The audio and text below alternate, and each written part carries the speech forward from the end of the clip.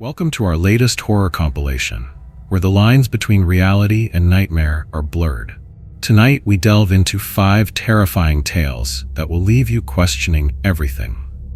From the Navajo reservation to the icy tundras of Alaska, these stories weave a web of suspense and terror that will keep you on the edge of your seat. These stories are not just mere fantasies, they are reflections of our deepest fears. Fears of losing ourselves, of being consumed by the unknown, and of facing the darkness that lurks within. So, if you dare, join us as we explore the darkest corners of human imagination. Echoes of the Two-Face. The sun was setting over the vast expanse of Sioux territory in South Dakota, casting a golden glow over the rolling hills and sparse forests. Wildlife photographer Alex Thompson crouched behind a thicket of bushes, her camera at the ready. She was on assignment to capture the elusive bison that roamed these lands, but so far she'd seen nothing but a few distant antelope. As the light began to fade, Alex decided to pack up and head back to her campsite. She'd been warned about the dangers of being out here alone after dark, stories of wild animals and, more ominously, the Two-Face. But Alex didn't believe in monsters. She believed in what she could see through her lens.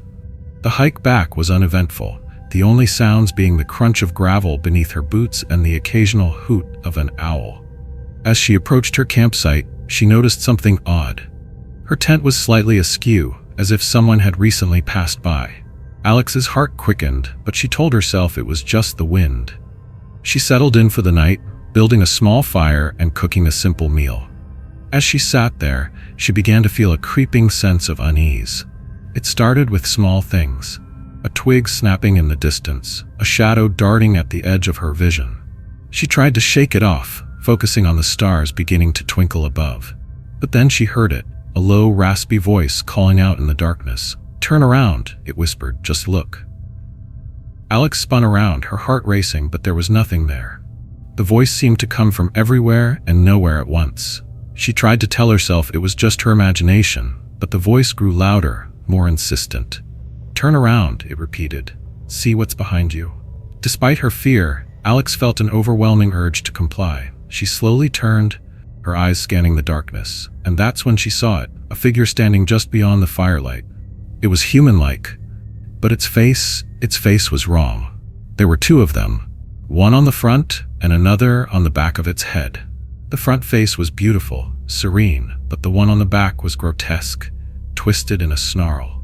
Alex's camera, still slung over her shoulder, seemed to move of its own accord. She clicked the shutter, capturing the image of the Two-Face in a flash of light. The creature's eyes locked onto hers, and for a moment, they just stared at each other. Then, everything went black. When Alex came to, she was lying on the ground, her head throbbing. The fire was out and her camera was gone. Panic set in as she scrambled to her feet, calling out into the darkness. "Hello? Is anyone there?" There was no answer, only the sound of her own voice echoing back. She stumbled through the darkness, desperate to find her way back to civilization. But as she walked, she began to feel like she was being watched. Every step seemed to be followed by another, unseen footfall. The sun began to rise, casting a pale light over the landscape. Alex saw her chance and started to run, her legs pumping as she sprinted across the open plains. But no matter how fast she went, she couldn't shake the feeling that she was being hunted. As the day wore on, the landscape seemed to shift and twist around her. She saw things out of the corner of her eye, figures lurking just beyond her vision. And then she heard it again, the voice whispering in her ear. "You should not have looked," it hissed. "You should not have taken my picture." Alex spun around, but there was no one there. The voice seemed to come from inside her own head now. Days passed, or maybe it was just hours. Alex lost all sense of time.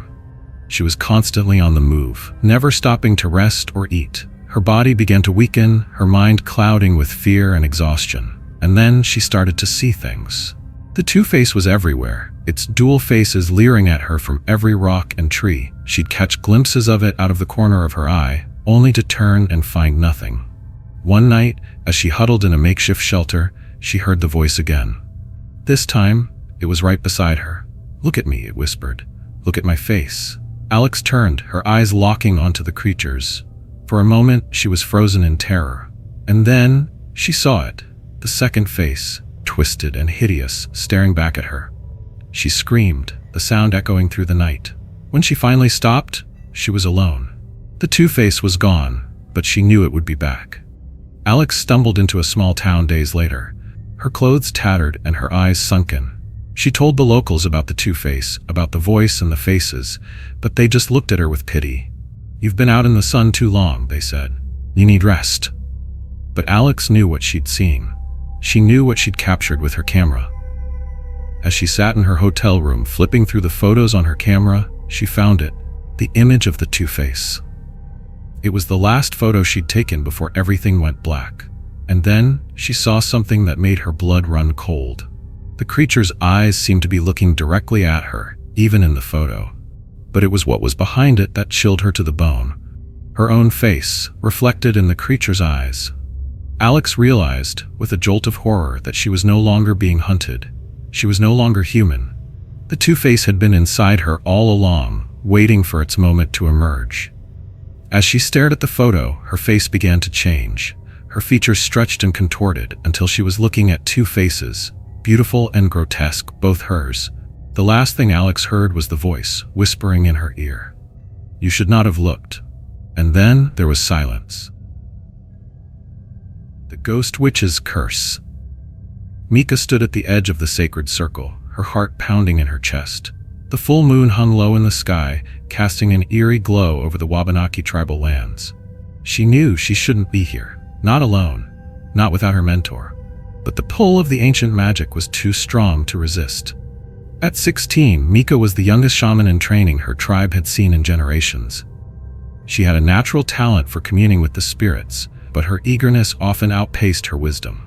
Tonight, she was determined to prove herself worthy of the title she so desperately wanted. The forbidden ritual book lay open at her feet, its pages yellowed with age. Mika had borrowed it from her mentor's private collection, telling herself she'd return it before anyone noticed. She took a deep breath, steeling her nerves as she began to chant the words written in a language long forgotten by most. As her voice rose and fell with the ancient syllables, the air around her grew thick and heavy. The trees seemed to lean in, their branches reaching toward her like gnarled fingers. Mika felt a surge of power coursing through her veins, and for a moment, she thought she'd done it. She'd tapped into the deepest wells of shamanic magic. But then the ground began to tremble. Mika stumbled, her chant faltering as the earth beneath her feet shifted and groaned. A cold wind whipped through the clearing, extinguishing the candles she'd carefully placed around the circle. In the sudden darkness, she heard something that made her blood run cold. A raspy, gurgling laugh that seemed to come from everywhere and nowhere at once. "Who's there?" Mika called out, trying to keep the fear from her voice. "Show yourself." The laughter grew louder, and with it came a stench so foul it made Mika's eyes water. It was the smell of decay, of flesh long rotted and bones turned to dust. From the shadows between the trees, a figure began to emerge. It moved in jerky, unnatural motions, as if its joints were rusted hinges barely holding together. As it stepped into the moonlight, Mika had to stifle a scream. The creature before her might have once been human, but now it was something else entirely. Its skin was a sickly gray, hanging in loose folds from its skeletal frame. Where its eyes should have been, there were only empty sockets that glowed with an unholy green light. "Little shaman," the thing rasped, its lipless mouth stretching into a grotesque smile. "You've awakened me from my slumber. How thoughtful of you." Mika stumbled backward, her legs shaking so badly she could barely stand. What are you?" The creature cocked its head to one side, an eerily human gesture that made it all the more terrifying.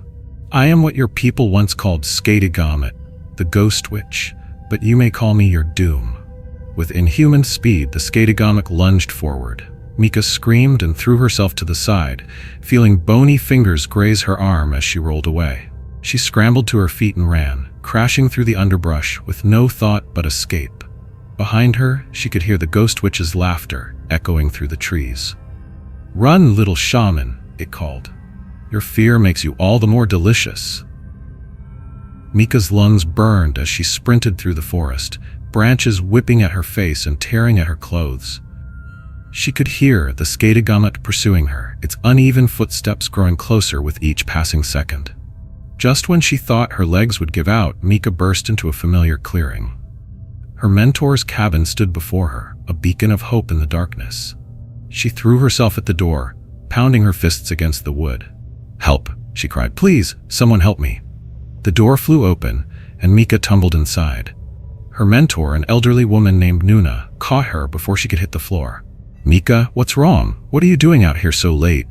Between gasping breaths, Mika tried to explain. I was practicing the ritual. I woke something up. It's coming." Nuna's eyes widened in understanding and fear. She slammed the door shut and began muttering protective chants, her gnarled hands tracing symbols in the air. Outside, they could hear the skategamut's approach, its rattling breath growing louder. "What have you done, child?" Nuna whispered, her voice heavy with dread. Before Mika could answer, the windows exploded inward in a shower of glass. The skategamut's bony arms reached through, grasping at the air as it tried to force its way inside. Nuna pushed Mika behind her, facing the creature with a courage born of desperation. "You are not welcome here, spirit," she shouted. "Return to your rest." The ghost witch laughed, the sound like rocks grinding together. "Oh, but I am welcome. Your little apprentice invited me, and now I'm so very hungry." With a final mighty push, the skagamut burst through the doorway. Nuna threw handful after handful of sacred herbs at it, but the creature barely seemed to notice. It advanced on them, its glowing eyes fixed on Mika. "Please?" Mika sobbed. "I'm sorry. I didn't mean to wake you. Just leave us alone." The skagamut paused, tilting its head again in that unsettling way. "Leave you alone? Oh no, little shaman, I have a much better idea." It reached out, faster than Mika's eyes could follow, and grabbed her wrist. The moment its cold, dead flesh touched hers, Mika felt a jolt of energy surge through her body. She tried to pull away, but her muscles wouldn't respond. What are you doing to me?" she gasped. The ghost witch's grin grew wider, impossibly wide, splitting its face nearly in half. "Giving you what you wanted, of course. Power, knowledge, immortality." Mika watched in horror as her skin began to gray and shrivel, her body withering before her eyes. She turned to Nuna, silently pleading for help, but her mentor could only watch in helpless terror. "Welcome to the ranks of the skagamut, little shaman," the ghost witch cackled. "Your training begins now." As consciousness faded, Mika realized the terrible truth. She had wanted to prove herself as a shaman, to gain power and respect. And now she would have an eternity to regret that wish. The last thing she heard before darkness took her was the sound of her own laughter, raspy, gurgling, and utterly inhuman. The Kalupoluk's lure. In the small Inuit community of Utqiagvik, Alaska, the air was crisp and the sea ice stretched out endlessly.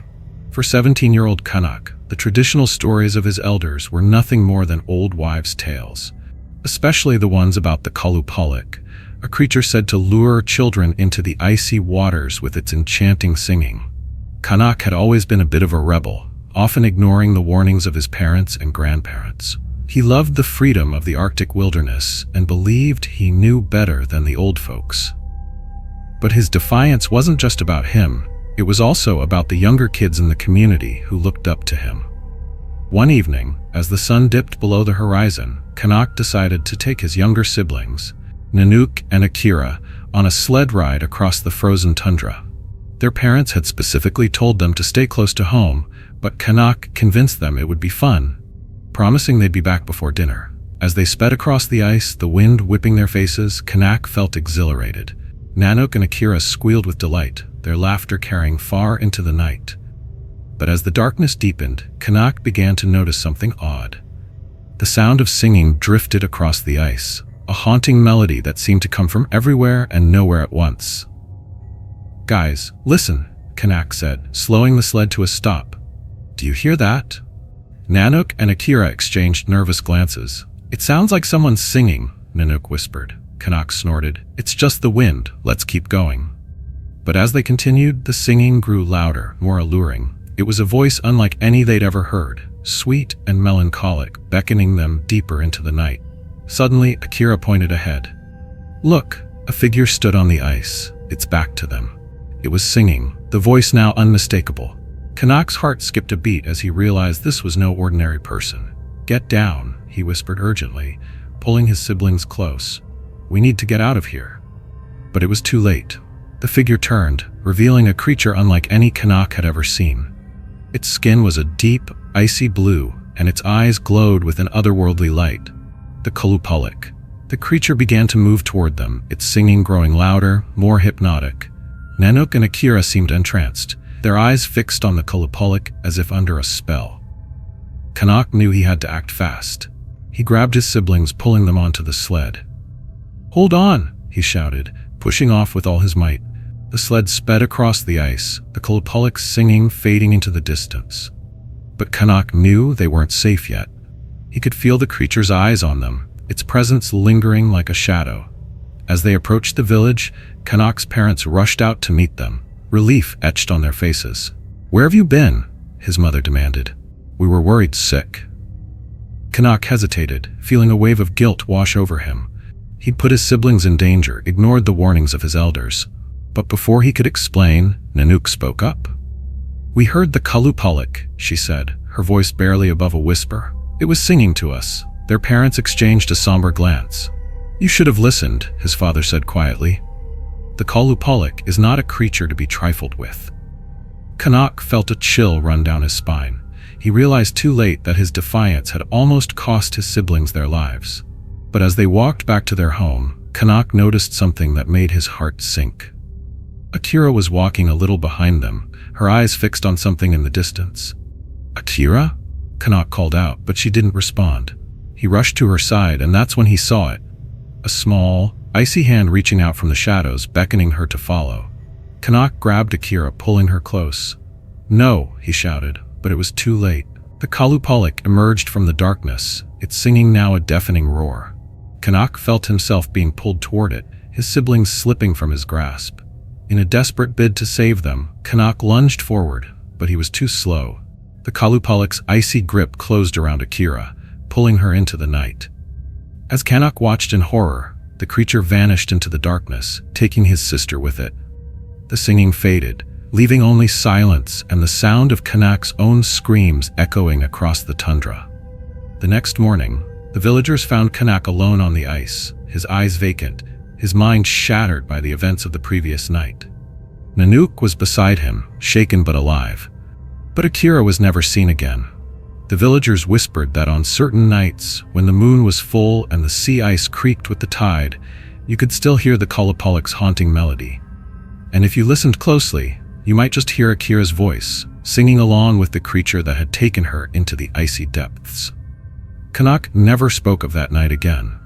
But the guilt of endangering his sister haunted him forever. He became a shadow of his former self, a reminder of the dangers of ignoring the old stories and the price of defiance. The Skinwalker's Revenge. Dr. Elena Carter didn't believe in monsters. As an anthropologist specializing in Native American folklore, she'd spent years cataloging myths, stories, she insisted, about spirits, witches, and shapeshifters. But when she arrived on the Navajo reservation near Window Rock, Arizona, to study the legend of the Yi-Naldlushi, the Skinwalker, the desert seemed to whisper warnings she couldn't ignore. Elena set up her trailer on the outskirts of the reservation, armed with recording equipment, journals, and a dismissive smile for the locals who eyed her with unease. "It's just research," she told Thomas B. Gay, an elder who'd agreed to share stories in exchange for her promise not to probe too deeply. "You don't understand," Thomas said, his voice gravelly as he stirred juniper branches into a smoldering fire. "These tales aren't for outsiders. The Yi-Naldlushi. They hear when their names are spoken. They remember." Elena shrugged, jotting notes. "And if I record your stories?" Thomas's eyes darkened. "Then you'll invite them in." 3 days in, the coyotes began circling her trailer. Not the skittish desert packs she'd read about, but lone animals with 2 blue eyes that glinted like polished stones. They'd linger at the edge of her headlights, unnervingly still, before melting into the shadows. Then came the scratches. Elena woke one night to the sound of claws dragging down her trailer's aluminum siding. She froze, heart pounding, as something heavy thudded against the door.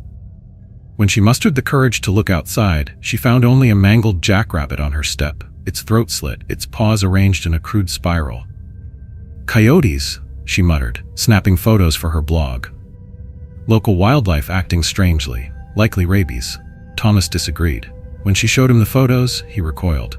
"This isn't animals. The skinwalker. It's marking you. Leave. Now." The calls started the next evening. Elena's phone buzzed as she sorted recordings. The ID read, "Mark." Her colleague back in Tucson? "Hey, Elena." Mark's voice crackled, strained. I'm at your trailer. Let me in." She frowned. "What? You're supposed to be in." A knock rattled the door. Through the peephole, Mark stood under the porch light, his face pale and waxy. But when she opened the door, no one was there. Her phone buzzed again. Another call from Mark. "Elena, don't let it in," he panted. "I'm still in Tucson. That thing, it's using my voice." The line went dead. Panic sharpened Elena's instincts. She burned juniper in a borrowed clay bowl, choking on smoke that Thomas swore would repel evil. But the whispers grew louder, guttural mutterings in a language she couldn't place. Then came the footsteps. Something paced outside her trailer nightly, its gait uneven, wrong, like bones breaking and reforming with each step. One moonless night she glimpsed its silhouette, a man-shaped thing with elongated limbs and a head that lolled sideways, too far sideways as it stared through her window. "Thomas," she screamed into her phone the next morning. "What do I do?" The elder sighed. "You offended it. It wants your fear, your voice." "How? I've barely spoken to anyone." "Your recordings, you gave it away in." Elena deleted every file, smashed her hard drive, and tossed the pieces into the desert. For 2 nights, the scratching stopped. On the 3rd night, Mark arrived. "Real Mark," he insisted, with sunburn and a rental car receipt. "I drove out to check on you," he said, hugging her. "This skinwalker stuff got you paranoid, huh?" Relief washed over her. They laughed over whiskey, and when Mark crashed on her couch, Elena slept deeper than she had in weeks. She woke to static. Her laptop, destroyed days ago, glowed on the desk, playing a distorted recording of Thomas's voice. "You invited them in." Mark stood beside it, grinning. "How?" Elena stammered. His face rippled. "You thought smashing machines would silence me?" His jaw unhinged, teeth lengthening into yellowed fangs. "I'm not in your recordings, doctor. I'm in your head." Elena bolted outside, but the desert swallowed her screams. The thing wearing Mark's skin followed, its body contorting, fur sprouting from its limbs. By the time it pinned her beneath a mesquite tree, it was no longer human, a mangled coyote with 2 blue eyes and a voice that echoed her own terrified sobs back at her. "You wanted a story," it hissed. "Now you'll be part of one." As its teeth sank into her throat, Elena finally understood. The skinwalker hadn't come for her fear. It came for her voice. Reservation police found Elena's trailer empty, her journals filled with frantic sketches of coyotes and spirals. Thomas Begay refused to speak of her, but locals whisper that on quiet nights, they hear a woman's voice echoing through the arroyos, recording warnings no one heeds. As for Mark, his colleagues swear he never left Tucson. But hikers near Window Rock tell a different story. A man with sunburn and a coyote's smile, asking if they'd like to hear a real Navajo legend. Whispers of the Wendigo. The wind howled through the pines like a living thing, clawing at the small cabin buried deep in the Algonquin wilderness. Snow had piled up against the door, sealing it shut, and the trapper inside, Eli, sat hunched over a dying fire. His breath puffed out in clouds, the frost creeping along the edges of the single cracked window. Eli wasn't supposed to be here this long. The plan was simple. Come out for a few weeks, set traps, and return to town with enough pelts to survive the winter. But the blizzard had come early, swallowing his tracks and cutting him off from civilization. It had been 2 weeks since he'd last eaten anything substantial. The rabbits had stopped coming to his snares, and the deer tracks were long buried under fresh snow. His stomach growled angrily, a constant reminder that time was running out. Eli leaned back in his chair, staring at the ceiling beams as if they held some kind of answer. He'd already burned most of his furniture for warmth, save for the chair he sat on and the cot he slept in. His rifle leaned against the wall, useless now that he'd run out of bullets trying to shoot at shadows in the storm. He thought about leaving, strapping on his snowshoes and making a break for it. But where would he go? The nearest town was over 50 miles away, and in this weather, he wouldn't make it 10. The hunger gnawed at him constantly now, an ache that felt like it was burrowing into his very bones. He tried not to think about food, but it was impossible. Every creak of the cabin made him flinch. Every gust of wind sounded like whispers just outside his door. That night, Eli dreamed of voices. They were faint at first, like murmurs carried on the wind, but they grew louder as he tossed and turned on his cot. "Eli," they called, soft and sweet like a lullaby. "We can help you." He woke with a start, drenched in sweat despite the freezing air. The fire had gone out again, leaving him shivering in darkness. At first, he thought he'd imagined it, the dream, but then he heard it again, a faint whisper just beyond the walls of his cabin. "Eli, come outside." His heart hammered in his chest as he grabbed his knife from under the cot and crept toward the door. He pressed his ear against it, straining to hear over the wind. For a moment, there was nothing but silence, and then came a knock, soft but deliberate, on the other side of the wood. "Who's there?" he shouted, voice cracking with fear. No answer came, only another knock. And then another. Eli stumbled back from the door, clutching his knife so tightly his knuckles turned white. He didn't sleep for the rest of the night. By morning, Eli convinced himself it had been a dream, or maybe just branches knocking against the cabin in the storm. But when he opened the door to check for tracks in the snow, there were none. Not even his own, from when he'd arrived weeks ago. It was as if something had wiped them clean overnight. The whispers started again that afternoon while he was chopping wood outside to feed what little fire he could muster. They weren't words exactly, more like sounds that almost formed words, but they slithered into his ears all the same, low and guttural one moment, high-pitched and sing-songy the next. "Go away," Eli shouted into the trees, but his voice echoed back at him mockingly. He swore he saw movement between two distant pines, a shadow too tall and thin to be human, but when he blinked, it was gone. Days passed, or maybe it was only hours. Eli couldn't tell anymore, and still no food came to his traps or rifle sights. His body felt weak now, trembling with every step as hunger hollowed him out from within. The whispers grew louder too, closer, as if they were circling him like wolves waiting for their prey to collapse from exhaustion. And then came the smell, at first faint but unmistakable, meat roasting over an open flame somewhere nearby, despite no sign of another soul for miles around. Desperate beyond reason now, and half-mad besides, Eli followed its scent deep into woods until stumbling upon what looked like remains left behind by some other hunter long ago. A carcass, frozen solid beneath layers upon layers snow, yet somehow still emitting tantalizing aroma, cooked flesh despite logic, defying explanation, entirely altogether. Thanks for joining us in the shadows tonight. If you enjoyed these chilling tales, don't forget to hit that like button and subscribe for more spine-tingling stories every week. Have you got a story of your own? Share it in the comments below. We love hearing from you. And remember, the darkness holds many secrets. Are you brave enough to uncover them? Until next time, keep your lights on and your doors locked. Sweet nightmares.